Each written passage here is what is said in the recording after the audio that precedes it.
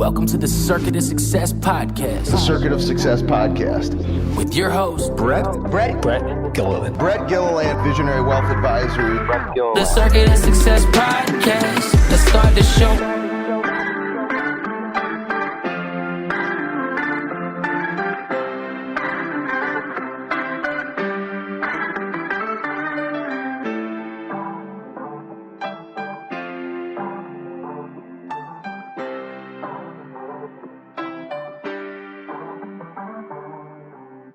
Welcome to the Circuit of Success. I am your host, Brett Gilliland. Today, I've got Giovanni Dienstmann with me. How you doing? I'm well, Brett. Thank you for having me. Absolutely. So you are in Brazil, is that correct? That's where you're living these days? Yes, I'm here for a few months. I was born and raised in Brazil, but then I migrated to Australia, and I'm back here just for a short period of time. Nice. What part of Brazil? It's south of Brazil, Porto Alegre. Okay. Well, I had a good friend that was a foreign exchange student when I was a senior in high school, and he lives in Brazil. And still, all these years later, we're still in contact with each other here and there. So pretty cool. Yeah. Well, awesome. And you are a self-discipline coach, a meditation teacher, and an author who focuses on the intersection between wisdom, peace, and power, and the creator of Live and Dare, the fifth most popular meditation blog on the planet. That's pretty cool. An author of Mindful Self-Discipline and best-selling book Practical Meditation, which is popularly known as the Meditation Bible, another cool thing. And your newest book, Wise Confidence, came out in March of this year, Overcome Self-Doubt and Build Long-Lasting Self-Esteem. Thanks for being with me. And before we get started, I always like to ask the big question of what's helped make you the man you are today?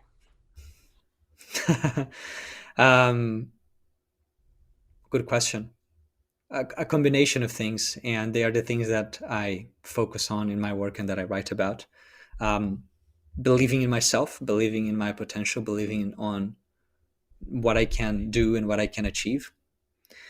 Having the discipline to take massive action towards my goals again and again, consistently. And before anything else, having goals, having a clear aspirations of what I want in my life, and that is the foundation, right? Why would you want to be disciplined or to go after things unless you have a really clear vision for what you want? That's right. And is that something you've always had your whole life, or is that something you feel like you've built over time? I was always very much goal oriented. From time to time, goals change. The goals that I have now is different from the goals that I have when I was 18, but I was always very goal-oriented and focused on taking action. Yeah, that's awesome. Let's talk about this. Your book, like I said, Wise Confidence, Overcome Self-Doubt and Build Lasting Self-Esteem. So let's dive into that. Overcoming self-doubt. I always call it the roommate. We've all got this roommate in our brains, right, that lives with us. And I think sometimes we can listen to that roommate who may be telling us things that we shouldn't be telling ourselves. But I think as humans, we're guilty of that, right? So how do you overcome self-doubt? How are you helping people do that? Right. And so self-doubt is one extreme. It's when you are your worst enemy. The mind is our main tool in life, and it can be your best friend or it can be your worst enemy, depending on if you know how to use this amazing tool. Mm-hmm. And when you are in the world of self-doubt, you are your worst enemy. Self-doubt is like a virus. It prevents you from doing the things that you want to do. It prevents you from taking meaningful risks in your life, from showing up wholeheartedly. You may still go and do things, but there's always that voice at the back saying, it's not going to work. You're not meant for this. You're not good enough. And that severely limits us in life. It's a very low ceiling. And on the other side of the spectrum, we have overconfidence, which is, being cocky, being pretentious, arrogant. When you think that I've got this, everything's going to be easy, I'm going to achieve my goals quickly. And therefore, you also don't need to show up with all that you've got because you think you're underestimating the challenges. And both of these are limiting. What I call wise confidence is that balanced middle between these two extremes. And that's an idea that comes from Aristotle, that virtue is the balanced mean between two extremes. In wise confidence, you are not underestimating yourself, but you're also not underestimating the journey. You have a healthy dose of respect for the challenges ahead of you. Mm-hmm. And you're just focused on showing up as your best self, with what I call the 5 elements of wise confidence: determination, integrity, self-belief, courage, and optimism. And so you just focus on showing up with these 5 elements, and whatever happens, you learn from it, you get back up, and you continue the journey. I am writing down my notes here. I like that. A healthy dose of respect for your obstacles, man. That's good, because it's we are going to have them, right? It's going to happen no matter what, and so you might as well have a little healthy dose of respect for those things, and smile at those obstacles. So, when you think of meditation, obviously with having the blog that you've got, the books that you've written, talk to us about the power of meditation, and I don't know how scientific you want to get or can get, but talk to us about that, what it does to us for those listeners that maybe have heard of meditation, but they really don't understand it or haven't embraced it. Can you give us a little history lesson, if you will, on meditation? Okay. So meditation is a training for the mind. Just like there's physical exercise that is a training for the body, meditation is a training for the mind. And your mind is your key tool in life for you to achieve anything you want in your life. It depends on how is your mind, how well can you make use of your mind. Whatever you're feeling in any given day is determined more by what's going on in your mind than what's going on objectively in that day. And so mastering our mind is really mastering our lives. And this focus on learning how to master the mind has been there in spiritual traditions and philosophical traditions of different countries, different places, different civilizations for a very long time. There are the Buddhists, there are the yogis, there are the Stoics, different traditions emphasize meditation for different purposes. In our modern world, many people want meditation to enjoy better mental health, to perform better at work, to be able to focus, to maybe heal themselves and be better inside their own mind. For personal growth reasons. The key idea of meditation is learning how to master your attention. That attention is the currency of life. More than everyone says that, time is more important than money, because you can use time to make more money. But, once time is gone, it's gone. But even more important than your time is your attention, because you may have all the time in the world, but if your attention is stuck in a dark place in your mind, you're not going to be having a great life. And so the ability to become aware of where our attention is and to refocus our attention on the things that are more constructive, more positive, more aligned with our deeper values, that is one of the core skills that comes from meditation practice.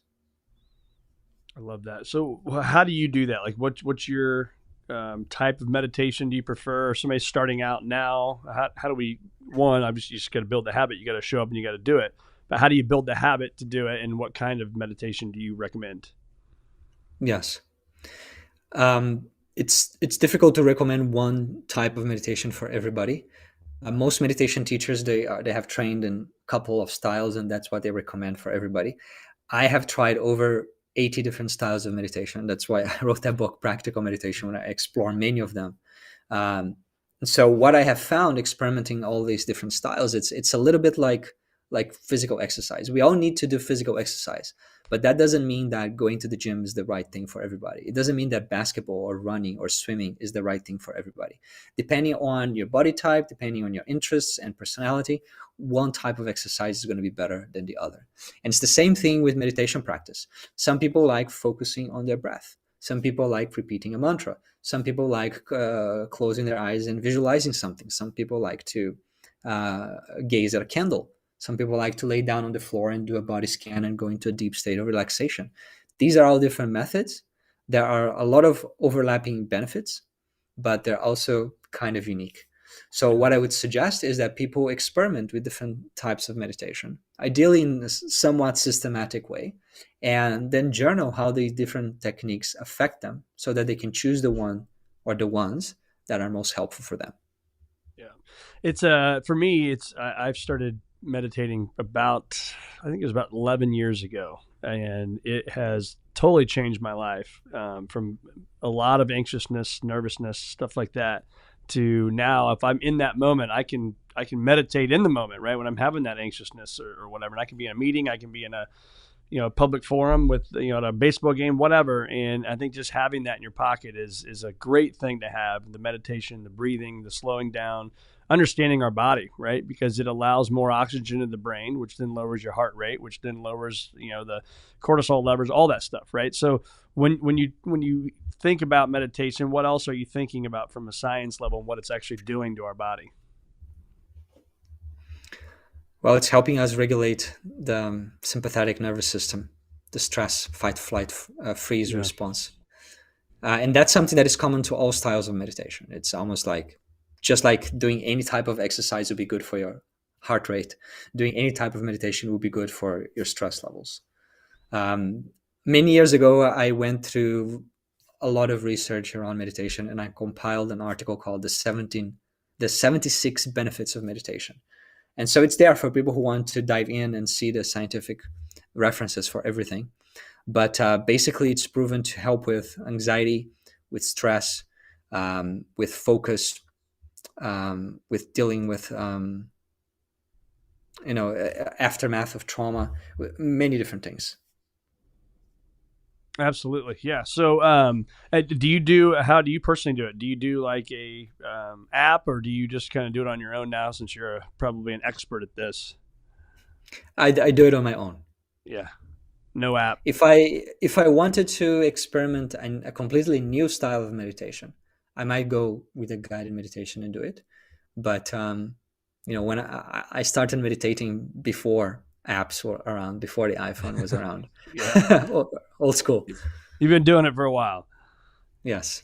That's funny. You talk about, you have a bold promise in my research. It says you can experience peace of mind, purpose, empowerment, and well-being every day of your life, no matter what is happening.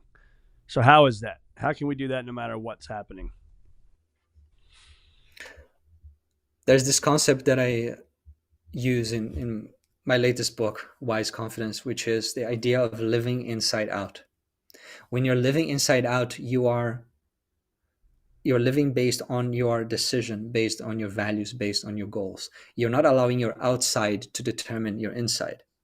Mm-hmm. And so when you're rooted in this way of thinking and living, your outside may change. People may come and dump a lot of negativity onto you. An unexpected event may happen that's, put you in a bad situation. All of that can happen in your external life, but still you have the choice of what you want to focus on.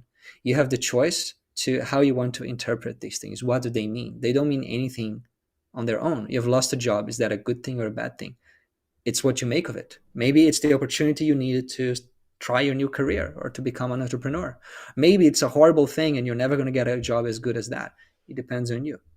So when you realize that our life is created by our mind, then you turn your attention on improving the quality of your thoughts and your emotions, and grabbing hold of your attention and being really picky about where you put your attention. The Buddha has said that most people are very diligent about making sure that thieves don't come into their house and steal their stuff. But the same people are not diligent about the thieves of the mind coming inside the mind. The thieves of the mind are things like anger, jealousy, fear, and anxiety. Most people are not, they're not aware that they can live a life without these things, that they can guard their consciousness so that it doesn't go to those places, and so that you navigate life from a different perspective where those emotions are less likely to arise. Yeah. What is that habit like for you? Is that a morning thing? I'm assuming it's just all day is thinking that way, but like, how do you get yourself in the right mindset on your day and on your journey? So for me, the formal meditation practice is something that I do every morning. I wake up really early, and at this time I do a very long meditation practice. Define long. What's that? 3.5 hours. 3.5 hours of meditating. Right. But I'm a meditation teacher, right? And if you're a tennis coach, you have to play tennis, right? That's right. You have to play a lot of tennis. So walk us through that. So 3.5 hours. What are you doing? I do different styles of meditation, but the bulk of it is mantra meditation. I do some visualization. I do some breathing exercises as well. But the bulk of it is mantra. In the past, I was trying other styles. So depending on when we would be having this interview, my answer would be slightly different. But in terms of formal practice, yes, there is that huge block of formal practice. And for most of my meditator's life, it was 50 minutes. I was doing 50 minutes every morning. Then slowly it increased, and I built my business. I got out of the 9 to 5. I had more freedom around my time, and so I was able to do more of what I really enjoy doing. But throughout my day, it's that ongoing practice of observing myself. Observing myself. In meditation, you learn how to observe what your mind is doing. Let's say that you're focusing on your breath. You have an intention at the beginning of the practice. Okay, I'm going to stay focused on my breath. But if you're not observing what your mind is doing, you may notice 20 thoughts down the line that for the past 20 thoughts, you're not with your breath. And you're like, oh, I was supposed to be meditating here, because you're not observing. If you're carefully observing your mind, you may notice 3-4 thoughts down the line. And as your awareness becomes faster, becomes more accurate, more fine-tuned, you may notice immediately, like, oh, I just got distracted here. And so this ability to be really present and to observe yourself, this means that when you are in a heated conversation with a person, you can notice that your body starts to tense up, and then there's an impulse of saying something that you would later regret. Yeah. But because you're present and because you're aware, you can then undo that. You can focus on something else. You can choose to respond differently. Meditation gives you that space. Is that kind of like almost like an out of body thing? Do you kind of picture yourself out of your brain, if you will, if this is making any sense, and kind of looking back into your brain? Is that how you do that, or how do you personally do that?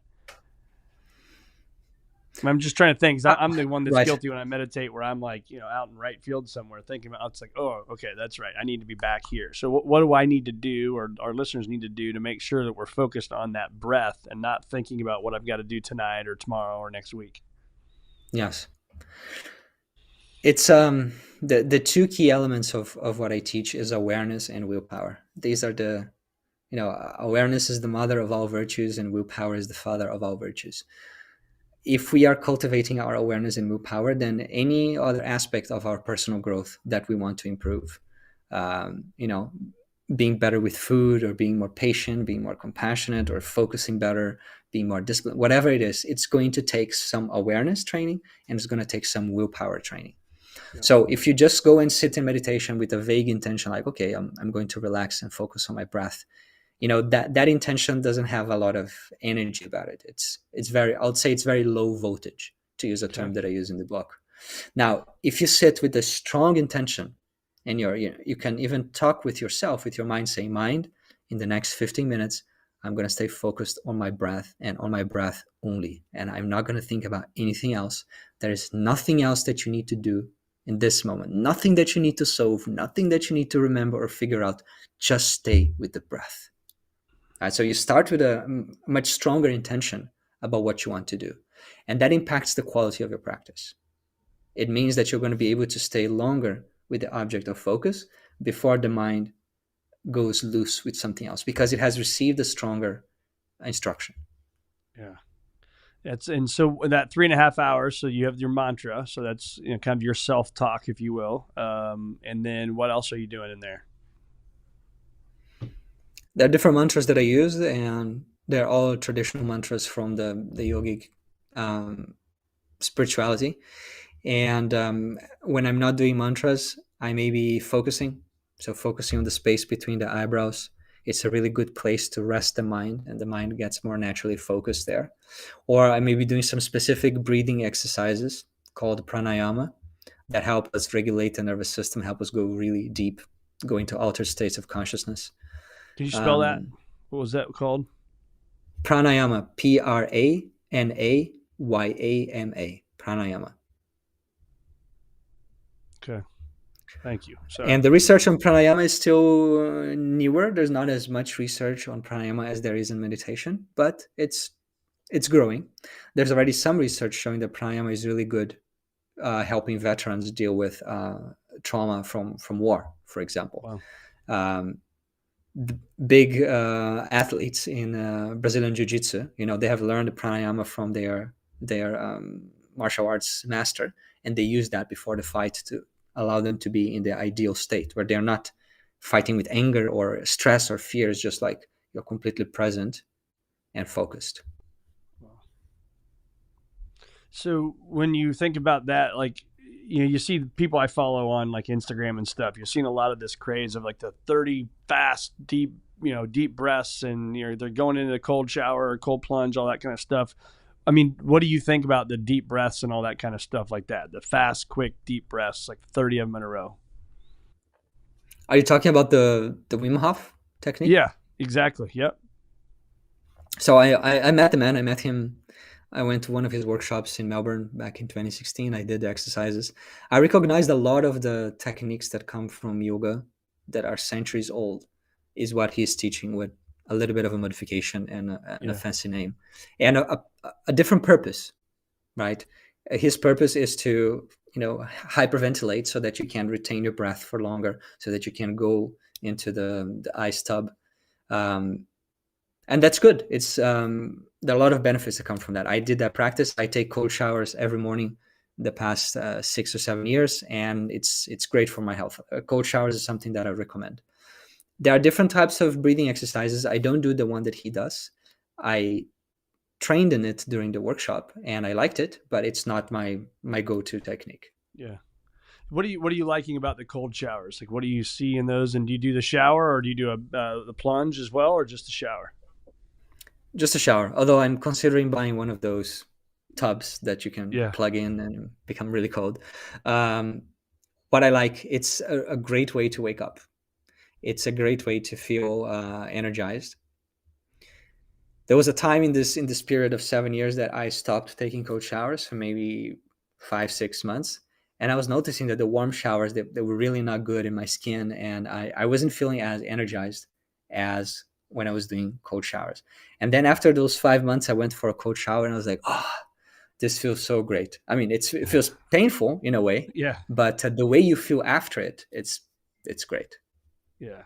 It is brutal, isn't it? How bad. I mean, I don't think cold plunges ever get easier. It's for me, it's just absolutely brutal. But it's worth Mhm. it, because it is one of the things that you do that you do physically feel different when you're done. Yes. So you practice them daily too?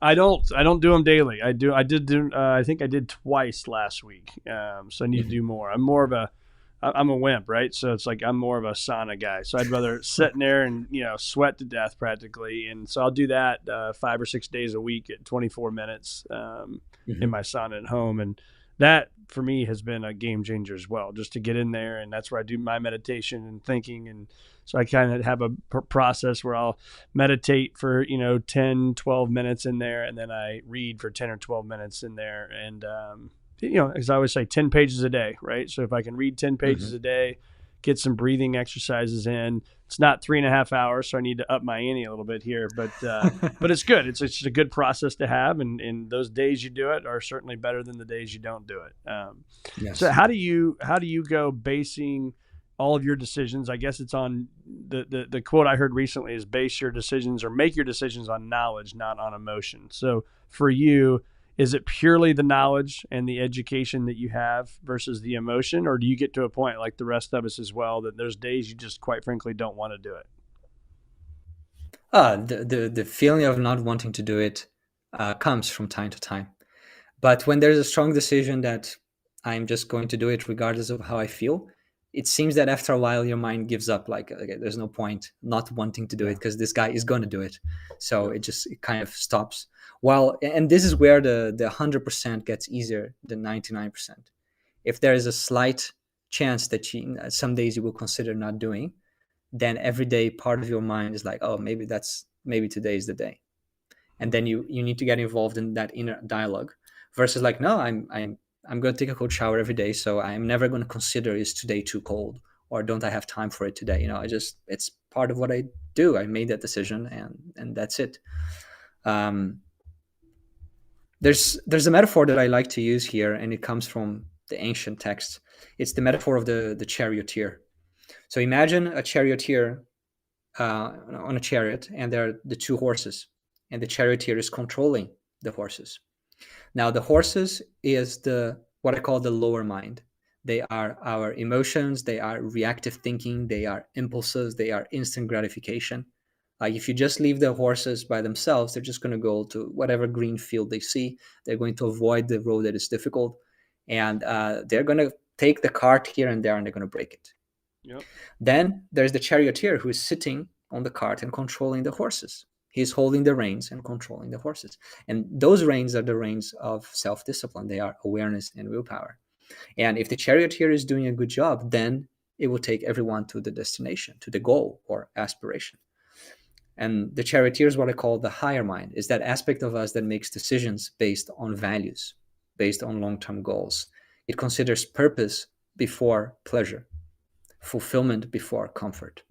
And when that part of us is running the show, we are moving forward towards our goals and we're feeling more proud of how we're spending our time. When that guy is sleeping or he can't control the horses and the horses are running the show, when the lower mind is running the show, then you experience distraction, procrastination, excuses, and many challenges. And so that's the difference between your mind being your best friend or your worst enemy. Yeah, that's solid advice right there. So from a physical standpoint, obviously you got your meditation, you get your cold shower. Exercise wise, what's that process look like for you? So I practice Kung Fu. I do some Kung Fu dynamic breathing exercises every morning. That takes about 25 minutes. And then once a week, I do 2 hours of like intense Kung Fu exercise where my heartbeat goes up and stays up for almost the whole time. Wow. It keeps you in shape, doesn't it? Well, yeah. So the book's coming out. What do you expect everybody to take away from the book? Wise Confidence. It came out in March of 2024. So this book is about developing that type of confidence that is more stable and that is more balanced. There are many people out there who need to feel more confident. They want to increase their self-esteem and their self-belief, but they're not really connected to the main narrative around confidence out there that may feel a little bit too, domineering, too kind of strong and ego-based. So this is a different approach. When I was writing this book, I had a look through all the other books on confidence out there, not all, but all of the main ones. And I noticed that this was something that was missing, this deeper, more mindful, if you wish, approach to wise confidence. But what I wish people would take from this book is that the framework that I'm teaching in this book is useful not only to develop confidence, but to make any change you want to make on yourself. Whatever is the point A and point B, point A is where you are now. Maybe that point A is depression or anxiety or anger, constant bouts of anger. And your point B is your goal in personal development. Oh, I really want to be more calm. I want to be more joyful, or I want to be more compassionate and in control. So you define your journey in personal development from the point A to the point B. And that framework of living inside out is helpful in any of these journeys. Yeah. So where do our listeners find more of Giovanni? Where do you have a website? Yes. So my main website these days is mindfulselfdiscipline.com. And there you will learn about my books. There's a blog, there's a YouTube channel, and there's also a newsletter. Awesome. So we can find it all on there, and then the books obviously on there. And then we'll put the 76 benefits of meditation. I think that's the article that you mentioned that you wrote, right? So we can find that online, and we'll put that in the show notes. Or maybe it's on your website. We'll get it from there. So, well, that's awesome, man. Thanks so much for being on the Circuit of Success. It's been great having you and learning about meditation, and you being, can I call you the godfather of meditation? Is that right? I'm not sure I'm very comfortable with that, but. Okay. Well, it's been great having you, man. And thanks so much for joining me on the Circuit of Success. Wonderful. Thank you, Brett.